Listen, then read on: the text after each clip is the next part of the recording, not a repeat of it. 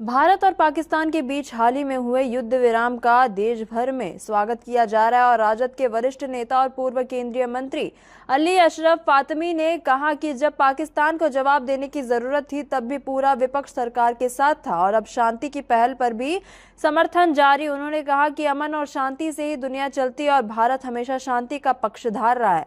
इसके साथ ही उन्होंने एआईएमआईएम के प्रमुख असदुद्दीन ओवैसी पर भी निशाना साधा। फातमी ने कहा कि ओवैसी अब पूरी तरह एक्सपोज हो चुके हैं और सीमांचल के लोग उन्हें समझ चुके हैं। उनका आरोप है कि ओवैसी और बीजेपी के बीच अंदरूनी संबंध है जिसे लोग अब नजरअंदाज नहीं कर रहे। ये पूरा मामला भारत की गंभीर विदेश नीति के साथ साथ बिहार की सीमांचल राजनीति पर भी हलचल पैदा कर रहा है। और क्या कुछ कहते नजर आ रहे हैं यहाँ पर अली अशरफ फातमी, आप उनका वो बयान सुने।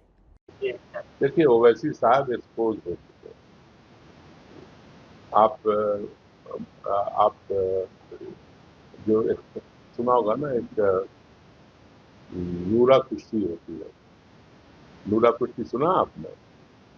उसमें दोनों पहलवान पहले से तय किए रहता है कि अब हम तुमको पछाड़ेंगे, तुम हमको पछाड़ देना, और रिजल्ट वो दोनों जानते हैं कि क्या होने वाला है। तो ये नूरा कुश्ती बीजेपी और ओवैसी साहब का है। वो दोनों जानते हैं कि वो उम्मीदवार क्यों होते हैं किसी इलाके में। तो इसलिए क्लियर है कि Tejashwi is the only choice for secular people.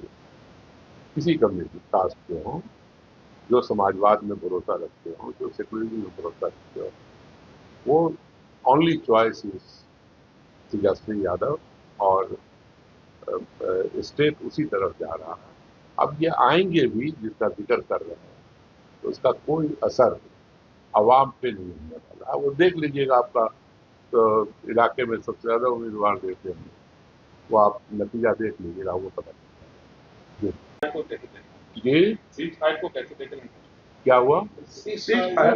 सिर्फ ठीक है, देखो, अमन से ही दुनिया चलेगी। कोई भी फैसला टेबल पे जहां रिस्पॉन्स करना था कंट्री को किया, और उसमें सभी विपक्षी दलों का साथ मिला। और हमारी पार्टी ने भी कहा कि अगर आतंकवाद से लड़ना है तो हम मुल्क के साथ हैं, हम फौज के साथ हैं, हम सरकार के साथ। लेकिन अगर सरकार ने फैसला कर लिया कि उसने अचीव कर लिया और अचीव करके वो सीज फायर में गए हैं, तो अब इसका तो असेसमेंट किया जाएगा बाद में कि हमने क्या।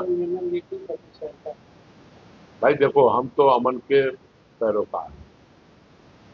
हम लोगों ने तो नहीं कहा था जंग में चलिए। जंग के लिए तो सरकार ने फैसला किया। हमने तो फौज का साथ दिया, हमने सरकार का साथ दिया, हमने मुल्क का साथ दिया। जितने भी विपक्ष के लोग हैं, उन्होंने कहा कि यस, आप जो महसूस करते हो करो, हम आपके साथ। कटिहार से मनीष कुमार की रिपोर्ट।